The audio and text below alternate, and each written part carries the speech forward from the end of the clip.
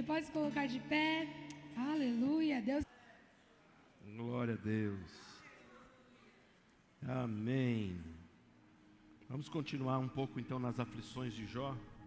Jó, capítulo 4, verso 1. Não precisa pôr a música não, senão a gente vai chorar. Isso. Não põe o fundo musical hoje não. Depois põe no final para o pessoal chorar, tá bom?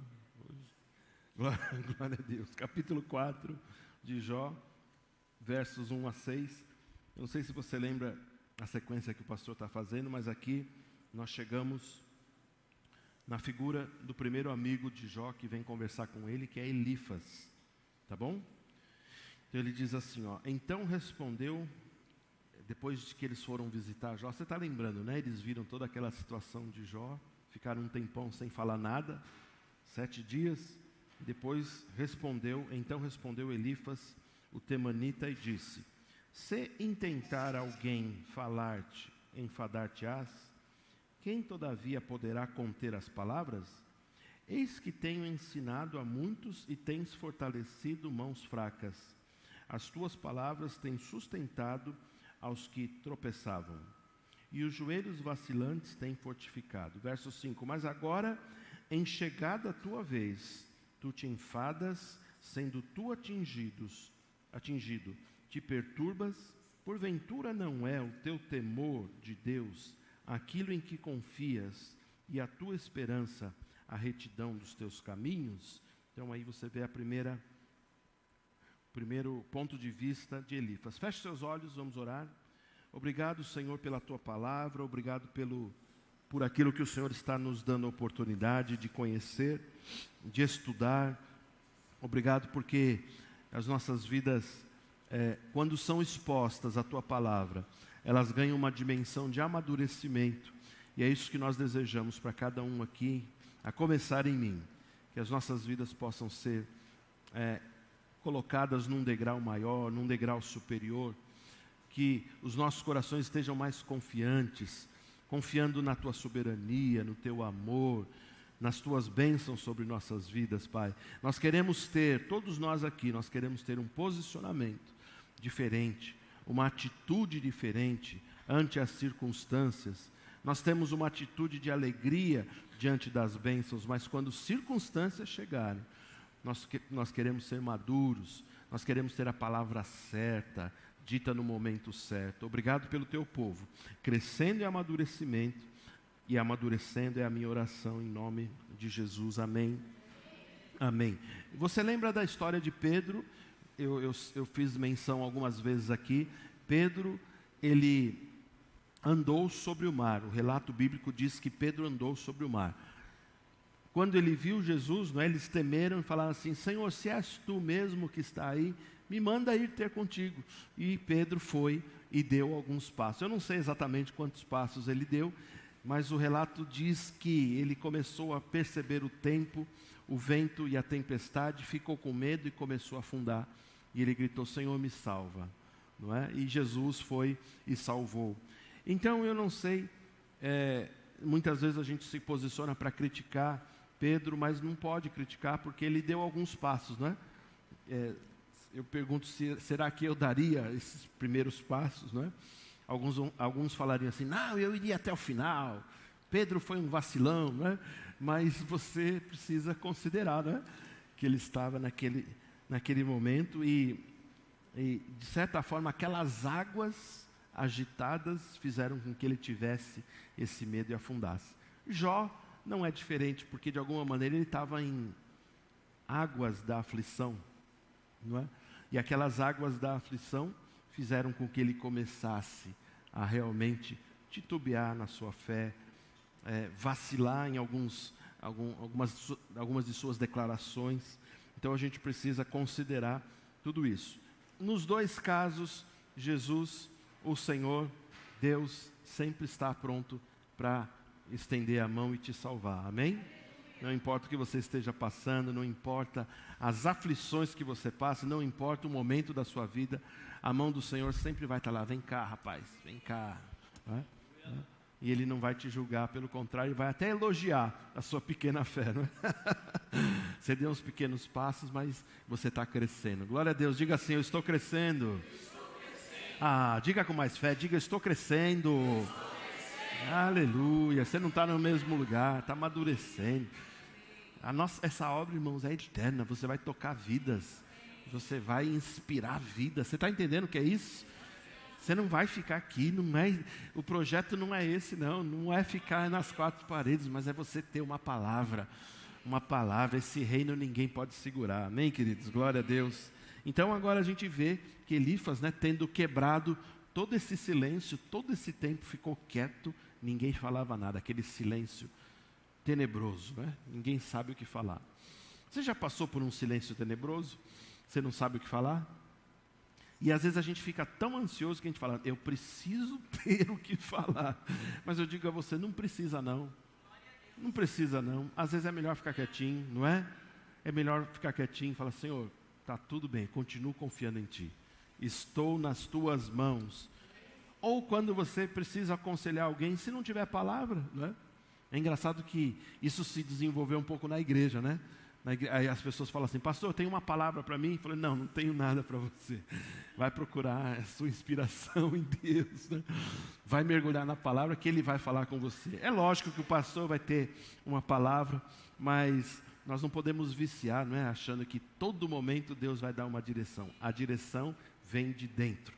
Tem um Espírito aí dentro? Tem? Tem Espírito aí? Então Ele te direciona, Ele vai falar com você, amém? Então, Elifas, ele começa um discurso aqui, como eu já falei, ele foi o primeiro dos 3 amigos, provavelmente o líder, ele começa a falar, e ele começa com um discurso errado. Nós vamos perceber isso. Esse livro é poético, é maravilhoso, mas é bom a gente começar a perceber, a analisar, a interpretar o texto. A palavra da fé que a gente aprende no Rema é tão importante, irmãos, porque ela equilibra e corrige alguns ensinamentos errados, aliás, muitos ensinamentos errados. E quando você percebe, você começa a ver, uau, está na palavra, é isso mesmo. Por que me ensinaram desse jeito? Porque tem ensinamentos errados no seio da igreja brasileira. Então você precisa perceber, esse discurso de Elifas, ele tem uma série de problemas, e talvez você comece a analisar aí, comece a perceber. Deixa eu te falar uma coisa, um discurso errado, ele pode ser um alicerce de muitos discursos errados.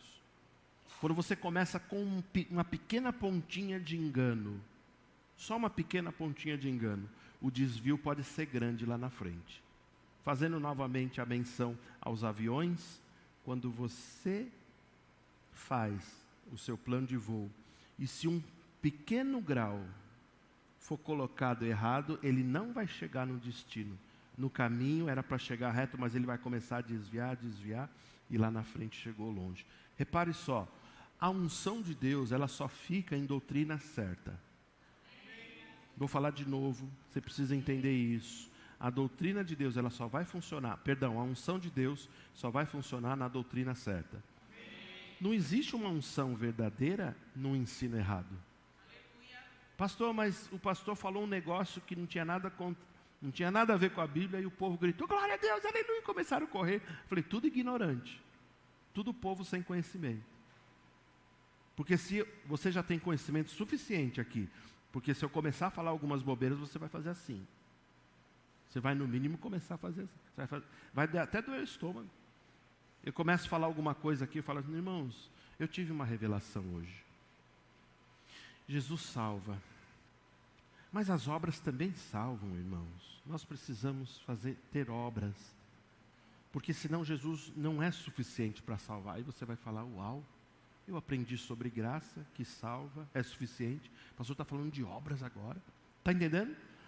Você tem um depósito e você sabe que as palavras que saírem desse púlpito, elas precisam ser o quê? Baseadas na Bíblia, amém?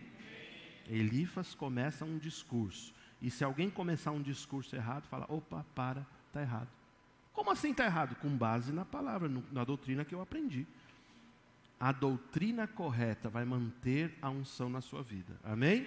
Eu lembro que uma vez um certo pastor começou a dizer assim, irmãos, Jesus disse que no mundo teremos aflições, mas tem de bom ânimo, porque eu venci o mundo. E todo mundo, aleluia, glória a Deus. Está correto. Podia ter ficado aí, estava tudo bem, mas ele quis dar a interpretação dele. Ele falou assim, no mundo tereis aflições. Olha que viagem. Nossa, que viagem, velho. Repare aí. Ele começa a falar assim, no mundo tereis aflições. Aí ele pergunta para a igreja, quem está no mundo aqui? Aí todo mundo fala assim, estou no sistema, mas não estou no mundo, não sou mundano. Você foi tirado do mundo? Aí todo mundo, aleluia.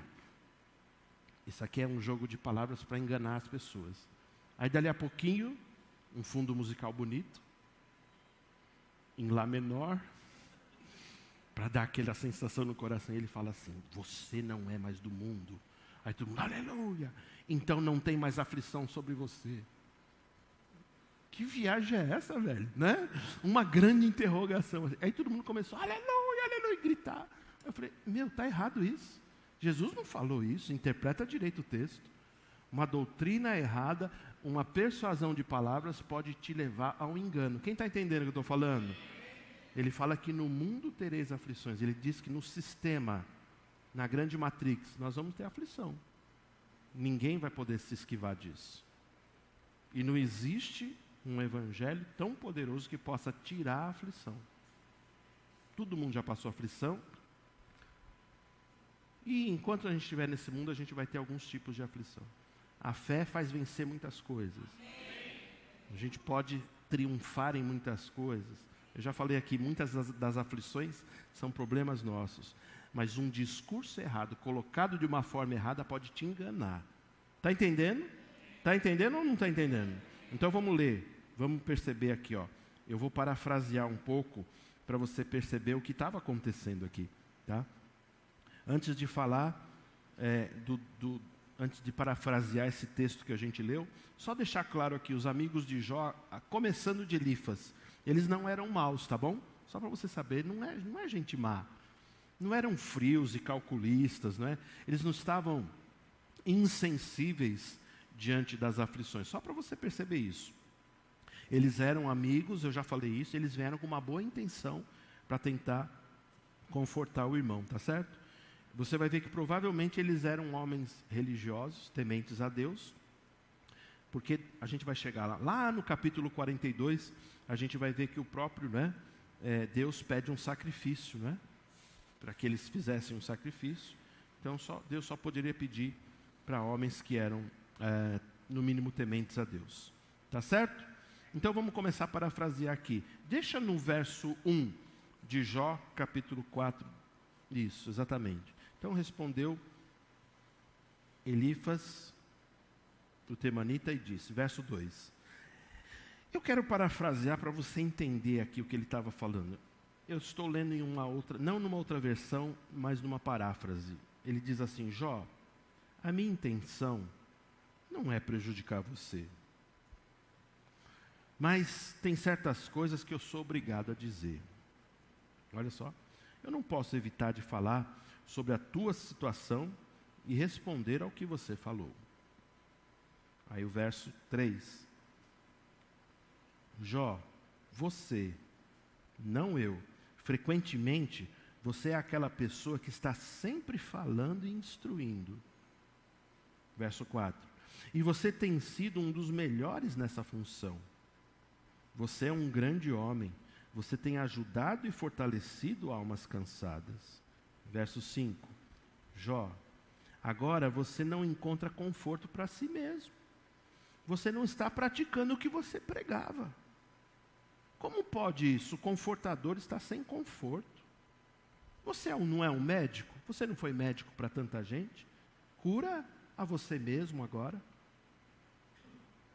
É isso que Jó recebeu das palavras de Elifas. Quando a gente lê num texto tradicional, a gente às vezes não percebe as nuances, não é?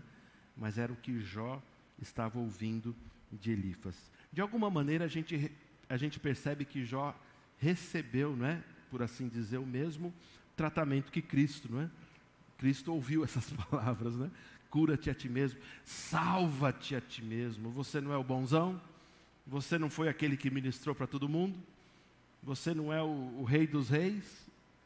Ei, desce da cruz, salva-te a ti mesmo.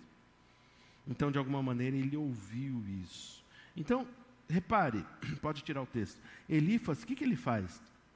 Ele minimiza, de alguma maneira, ele está minimizando as aflições que Jó estava sofrendo, né? Ele está, por assim dizer, relativizando. Ele diz assim, ó, por que você não se toca? Toca a você mesmo, cura-te a ti mesmo, né? Ele, de alguma maneira, ele estava dizendo assim, por que você está demonstrando tanta emoção, tanto sentimento, tanta dor, não é? Por que você ficou tão passivo? É a hora de você se levantar e fazer alguma coisa por você mesmo. Então, não sei se você reparou na essência, mas ele estava sofrendo uma severa crítica. Concordam comigo? Concordam comigo? Uma severa crítica, porque ajudou e agora não conseguia se ajudar. Vamos fazer então, estamos fazendo esse estudo de caso, né? Vamos pensar um pouquinho sobre as nossas vidas. Você já ficou aflito por situações que outrora você ajudou muitas pessoas? Não sei se você já teve a oportunidade de ajudar financeiramente pessoas, em algum momento da sua vida você ficar sem recursos. Você já orou por pessoas de uma forma maravilhosa e Deus te usar para curar, batismo do Espírito Santo e coisas poderosas, mas de repente uma aflição te pega, não é? Você já fez algo por você e de repente ver que você está precisando daquilo? Eu pergunto a você, isso é real? Isso acontece? Acontece, essas coisas acontecem. Em algum momento, irmãos, a vida, ela não nos exime. Não é porque eu ajudei pessoas que eu não vou precisar ser ajudado. Não é porque eu abençoei pessoas que um dia na minha vida eu não possa ser abençoado. Está entendendo? Não é porque eu orei por tantas pessoas que em algum momento eu não vou precisar que vocês orem por mim. Nós precisamos entender que a gente vive numa grande família. Uma família que todos se ajudam, não é isso? E a gente não pode dizer assim, não, fulano é mais privilegiado.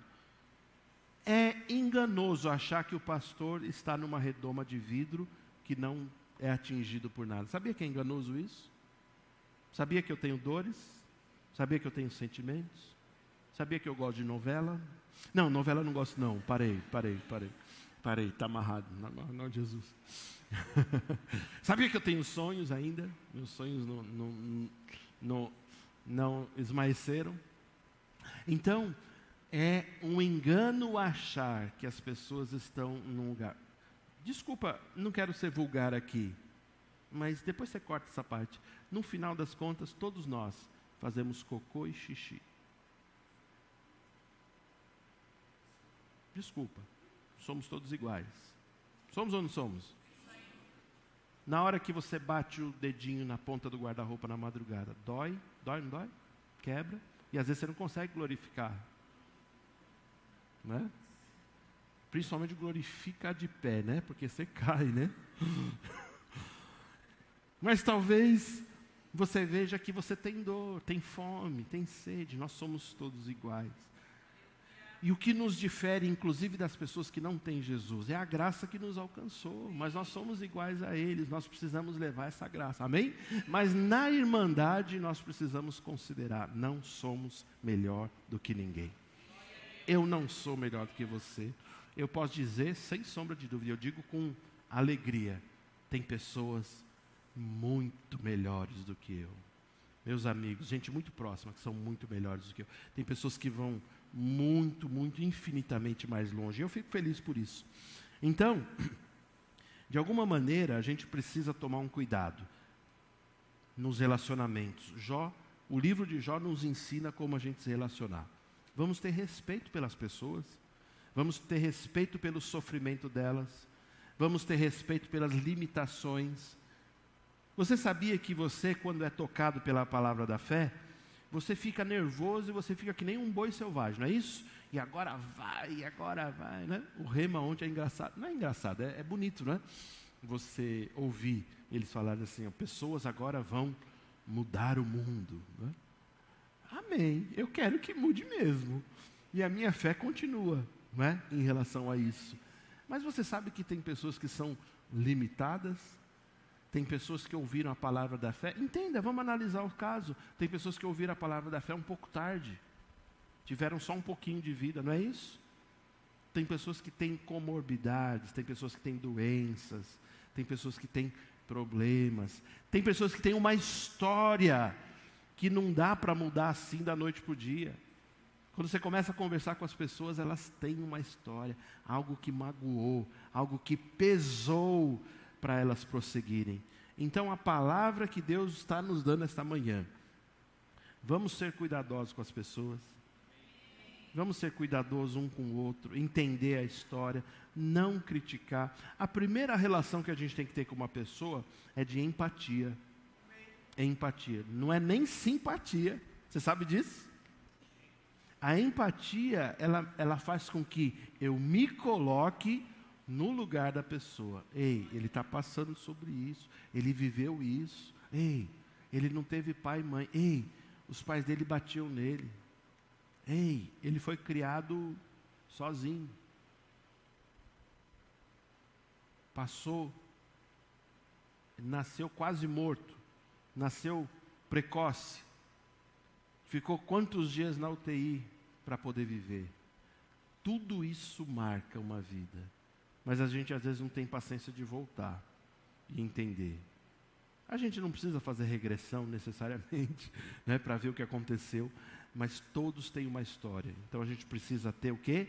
Respeito com a história das pessoas. Amém? Por outro lado, nós que temos uma história, não podemos parar na nossa história. Dizer assim, isso foi um infortúnio, pegou minha vida, não tem mais jeito, eu vou ser marcado, não é a minha sina ser infeliz. Não pode também ficar nessa. Eu preciso me levantar e falar assim, Deus tem vida para a minha vida. Amém? Então coloque-se no lugar da outra pessoa, não é? Eu acredito que pelo discurso que a gente ouviu de Elifas, ele não se colocou no lugar de Jó. Ele não se colocou pelas palavras que ele diz, né? Ele estava dizendo assim, verso 6, põe o verso 6 aí, rapidão. Parafraseando também o verso 6, ele diz assim, ó, Jó, esta é a sua religião? É o que de maior valor em sua religião você faz? É para onde ela te leva e te deixa? Desmaiar no dia da adversidade? Só faltou ele dizer assim, faça-me o favor, Jó. Levanta dessa lamúria e faz alguma coisa, né? Então, pode tirar. Então, de alguma forma, inconscientemente, Elifas se tornou quem? Se tornou quem? O próprio tentador. O tentador. Ele se tornou aquela pessoa fazendo perguntas, colocando ele na parede, não é? Dizendo que, olha, desculpa, está tudo bem, mas você está parecendo um hipócrita. Você falou para tanta gente e não consegue fazer para você mesmo. E era exatamente isso que Satanás queria fazer com Jó, não era? Lembra do primeiro discurso?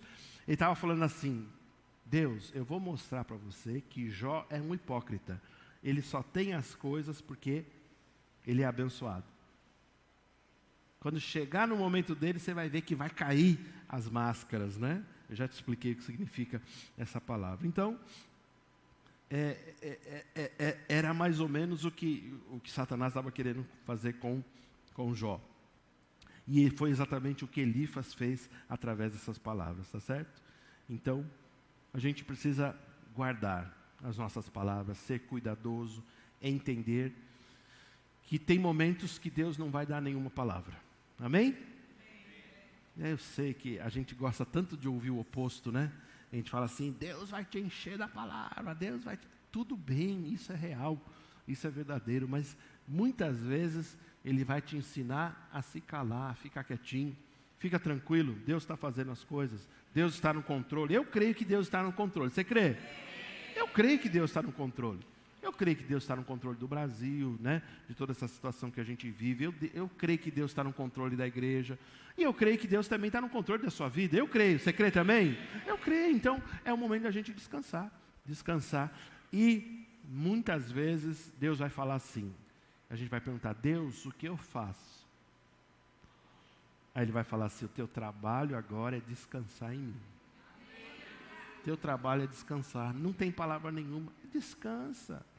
Vive a tua vida, faz o teu almoço, macarrãozinho, fica feliz, fica cantando, fazendo os passinhos, aqueles passinhos que faz assim, que nem o Vini estava fazendo ali da hora. Ele tentou me ensinar ontem, eu não consegui aprender.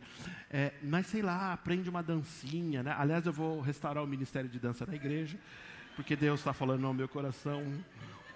Tive uma visão esses dias aí, né? Então, né? Ministério de dança na igreja vai ter que ser restaurado, né? Mas não importa o que você faça. Fique em paz, aprende a viver em paz. Tem gente que fica que nem um gato louco. Gato louco existe, né? Ele fica meio ouriçado. Ele quer ter palavra o tempo todo. Quer ter unção o tempo todo. Quer ter uma palavra para tocar em todo mundo. Tem gente que eu já corrigi mesmo, porque a pessoa acha que é o paladino profético do momento, não é? Então ele fala assim: Deus está falando isso aqui para você, ei, para você isso aqui, ei, para você aquilo lá, ei, para você aquilo lá, ei, ele tem palavra para todo mundo. Nem Jesus tinha, repare pela história. Por que Jesus não tinha? Não é porque faltava depósito, é porque Deus falava assim: eu não tenho nada para falar para você. As pessoas às vezes vêm nos tentar: ei, me dá uma palavra, não tenho nada para falar para você. As pessoas às vezes vêm me tentar e falam assim: pastor, e sobre aquilo? Eu falei assim: sobre aquilo, faz aquilo antes que eu te falei, depois tem um sobre aquilo. Tem uma instrução antes, faz aquilo. Está entendendo o que o pastor está falando? Nós não precisamos, a gente precisa aprender a descansar. Oração sempre é bem-vinda. Tem aflição? Ei, irmão, vou orar por você. Estou sofrendo com você, estou mesmo, me dá a mão aqui, vamos orar que Deus vai mudar a tua história, Deus vai mudar essa situação. Mas a gente precisa aprender a descansar, amém? Amém? Então guarde a sua palavra, faça o bem, né? Seja bondoso, mas aprenda a guardar um pouco as suas palavras, tá certo? Tem uma frase bem interessante de um autor que ele diz assim, eu perdi o autor, depois eu vou tentar restaurar. Ele diz assim: aqueles que são precipitados e sem amor, censurando irmãos e condenando como hipócritas, fazem o trabalho do diabo e servem aos seus interesses, mas mais do que possam estar cientes. E ele continua: é melhor permanecer em silêncio quando em dúvida do que arriscar-se pela acusação precipitada e apressada e causar um grande estrago. Amém? Vamos ser cuidadosos, tenha parcimônia, analise a situação, deixa Deus falar. Agora, se Deus falar, fale. Se Deus te der uma direção, faça o que Deus falou ao seu coração, mas não se sinta obrigado a fazer. Amém? Uma das coisas que eu sempre falo aqui, e a igreja brasileira, ela precisa ter essa consciência.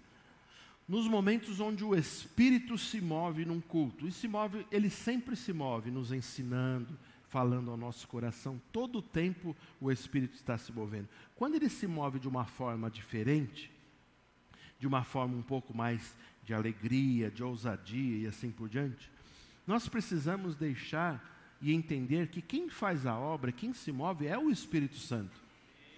Nós não podemos fazer o papel de constranger as pessoas. Vou repetir isso. Eu vou falar até morrer isso. Até minha vida, eu vou falar porque é uma convicção que Deus me deu. É bobagem você ficar constrangendo as pessoas, dizendo assim: ei, faça alguma coisa. Ei, não está vendo o Espírito se movendo aí? Ei, dá risada. A pessoa ri se ela sentiu, se ela quer, se ela tem direção. Para de forçar os outros. É muito feio isso. Você faz um trabalho constrangedor. Você às vezes quer fazer o papel do Espírito Santo. O Espírito Santo, quando quiser tocar, ele vai tocar a quem ele quiser. Amém?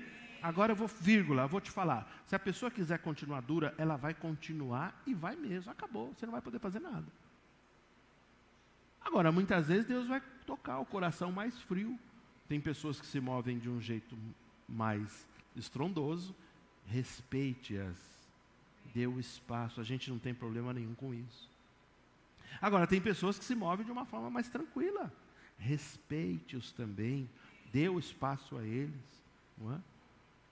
Eu já vi lugares assim, onde literalmente as pessoas fazem o papel do diabo, não é? Porque elas ficam forçando a barra. Ei, você precisa se mover. Ei, você precisa fazer alguma coisa. Ei, o Espírito Santo está aqui. Ei, você está resistindo ao Espírito Santo.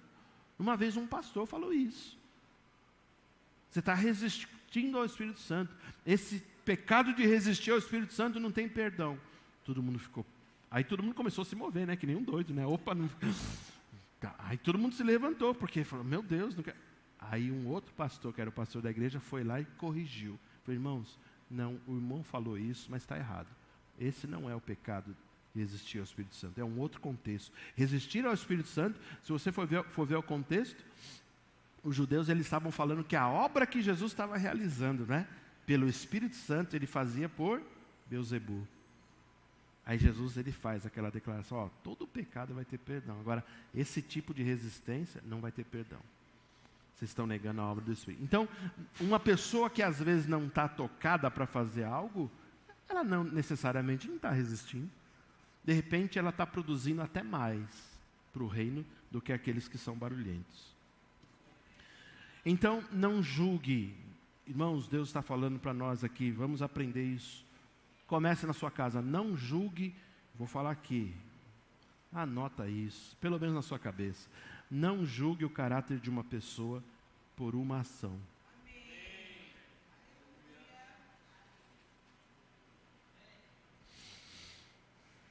Na nossa vida, né, bem, a gente já pode ver, né? Pessoas são pessoas boas, acreditem, pessoas boas. São capazes de fazer coisas muito estúpidas. Era para você dar um glória a Deus, agora e sair correndo. Porque eu falei, eu sou estúpido, aleluia. Não, estou brincando. Não era essa parte. Mas acredite, pessoas boas são capazes de fazer coisas muito estúpidas. Não nos exime.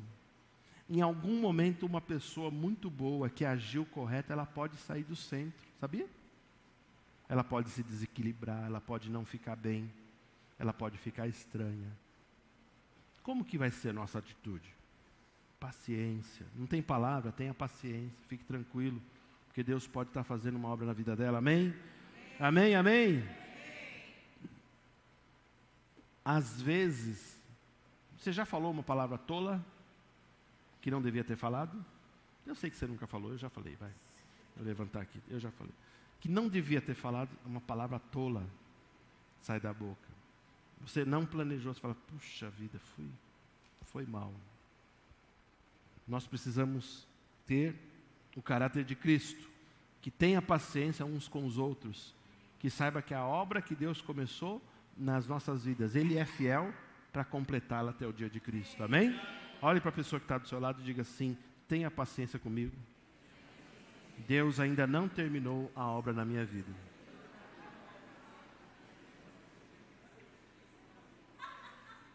É isso mesmo, Renata, foi?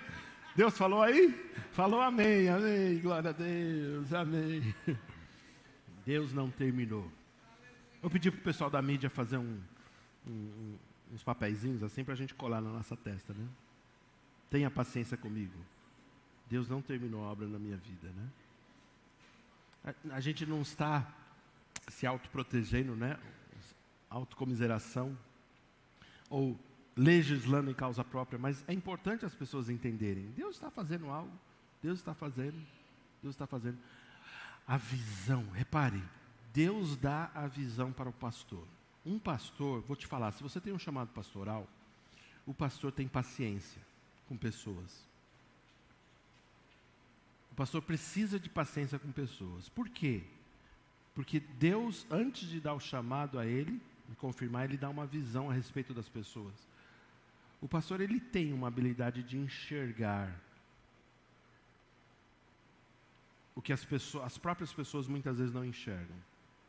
Então é o pastor que fala assim, ei, eu confio em você, ei, continua, ei, mas eu falei, mas continua. Jesus, quando fluiu no ministério pastoral, ele creu, acreditou firmemente em 12 homens improváveis. Se você fosse ver, eu vou tentar resgatar o material, talvez você lembre desse material, mas Jesus, há um tempo atrás, nos tempos de Jesus, ele chamou 12 homens improváveis, né? Nos tempos de hoje, digamos assim, com toda a modernidade que a gente tem, Jesus iria provavelmente contratar uma empresa, não é? De RH, para analisar as melhores pessoas. Jesus ia falar assim: eu preciso de 12 homens fera, porque eu vou mudar, o meu projeto é muito grande, a minha empresa é nervosa, ela vai mudar o mundo, é uma mensagem que vai abalar a estrutura. Aí a empresa falava: nossa, Jesus, tá bom, vou falar para você aí. Aí Jesus ia falar assim: não, mas espera aí, eu já tenho umas sugestões, me permita, né? Então Jesus apresentava os 12, e a empresa ia fazer toda a análise daqueles homens. E conforme ele vai fazendo a análise de todos os homens, ele começa a ver tantas fraquezas nele. Ele fala que Pedro era um cara instável emocionalmente, não serve, ele vai estragar a tua empresa na hora H, né? Se ele fosse falar de Tomé, ele fala assim: rapaz, você precisa de fé, e esse homem é fraquinho na fé, hein? Se o teu projeto é de fé, você está confiando num homem desse. E ele começa a fazer análise de todos os homens. O único que ele aprova é Judas. Porque ele fala assim: Judas é um homem de visão, é um homem que tem um lance financeiro aí, ele vai segurar bem o dinheiro para você. Olha só que interessante. Deus, ele faz, eu vou tentar resgatar esse material. Deus faz as coisas loucas deste mundo, né, confundirem as sábias do mundo, né, as sábias do mundo, né. Deus, eu não sei se você foi improvável para Deus, né, ou para as pessoas, mas de alguma maneira você é aquele que Deus colocou na comissão dele, no chamado dele. O teu currículo foi o que foi selecionado, né? Ele fala assim: eu não quero outro, eu quero você, não é? Então, irmãos, não vamos julgar o caráter de pessoas, vamos ter visão para enxergar onde elas podem chegar. Por isso que nesse caminho da nossa vida, a gente precisa perdoar pessoas. E a gente precisa acreditar que o perdão, ele libera o nosso coração, irmãos. As pessoas falam assim: eu perdoo, mas vou ficar com a pulguinha atrás da orelha em relação a você. Não é assim que as pessoas fazem? Elas fazem. Eu pergunto a você: imagina se Jesus ficasse com a pulguinha atrás da orelha em relação a mim, em relação a você, em relação aos grandes homens. Deus não fica com a pulga atrás da orelha, Ele fala assim: ei, eu te perdoei, página virada, levanta, você vai ser melhor do que você era antes. Agora eu pergunto: por que a gente não confia nesse poder de Deus que nos limpa, que nos restaura? Eu pergunto a você: Deus, ele fica jogando no seu rosto os seus pecados de outrora? De fato, ele diz que esqueceu. Sim? Porque se ele ficasse lembrando, ia ser algo que ia sempre te machucar. É verdade ou não é? A verdade é, se você chegasse diante do Senhor e falasse: Senhor, aquele pecado que eu fiz, me veio, aí Deus ia falar assim: que pecado? Eu perdoei, eu purifiquei. A Bíblia faz referência num mar de um esquecimento. Ela faz referência disso. As palavras de Deus: dos teus pecados não me lembrarei mais. Era momento agora para você dar um glória e sair correndo, mas tá bom, tudo bem. Depois eu falo um pouco de prosperidade para te alegrar. Vamos lá, depois você corta essa parte. Vamos lá, nós precisamos entender que se o perdão dele nos liberou totalmente, eu pergunto: por que entre nós um perdão não pode nos liberar totalmente? Ao ponto de falar assim: ei, isso é passado. A minha amizade agora com você ficou mais forte. Não tenho pulga atrás da orelha com você, não. Ei, eu confio em você. Sem sequelas. Sem sequelas, rapaz. Meu Deus, como Eu não sei, eu acho que a gente precisa ter uma clareza do que Deus quer fazer. Só faz sentido a nossa fé quando a gente tiver o mesmo nível em relação aos irmãos. Então eu digo a você, não julga as pessoas, tá certo? Nós erramos muitas vezes em julgar. A gente às vezes não considera o tempo que ela passou. Tudo às vezes é passível de uma correção. Não tem problema. A gente pode corrigir quando uma pessoa erra. Está entendendo? Mas a gente pode amá-la novamente, tá certo? Seja paciente, seja generoso. Outra coisa, conceda o benefício da dúvida. Conceda o benefício da paciência. Conceda o benefício de, ele pode estar passando com alguns problemas. Volte um pouquinho atrás. Não há razão de nós nos desesperarmos em relação a uma pessoa, mas a gente pode ter uma tranquilidade em saber, Senhor, continua fazendo a obra. Aquilo que o Senhor chamou ela para fazer, ela vai fazer. Ela pode até ser improvável, não é? Pelo que ela fez, mas continua crendo, continua olhando para o coração dela e entendendo que Deus pode fazer uma grande obra na vida dela, amém? Não julgue seus irmãos, tenha paciência com eles, tenha tranquilidade para com eles, fortaleça-os, ofereça ajuda, fala assim, não tenho nada para falar, mas posso fazer algo por você? Né? Aí a pessoa fala, pode, eu preciso de R$1.000, não tenho R$1.000 hoje, mas posso orar por você? Serve, então tá bom, é isso, nós podemos fazer essas coisas, amém? Amém? Glória a Deus. Vamos cantar? Vamos cantar ao Senhor? Vamos? Então vamos, glória a Deus, aleluia, aleluia, aleluia. O Salmo 40 fala, esperei com paciência no Senhor, e Ele ouviu a minha voz, amém? Ele continua, sempre nós vamos olhar para o alto, e do alto sempre virá o nosso socorro. Você sabe que você pode entender isso para a vida do seu irmão também? Esperar com paciência a obra na vida do irmão. Deus está fazendo a obra na sua vida? Deus está fazendo? Então glória a Deus, fica de pé, vamos cantar. Esperei com paciência. Amo vocês. Olá, irmão. Para ficar por dentro de nossas programações, acesse a nossa conta no Instagram, @verbovilaré. Clicando no link que está na biografia, você será redirecionado ao canal da nossa igreja no YouTube. Se inscrevendo lá, você tem acesso às transmissões ao vivo e gravações das pregações anteriores. Você também pode nos encontrar no Facebook procurando por Verbo Vila Ré. Curtindo e seguindo nossa página, você acompanhará cada evento da nossa família Vila Ré. Recomendamos que você interaja com as nossas publicações, promovendo o engajamento das redes sociais a fim de que a palavra chegue a outras pessoas. Obrigada e boa navegação!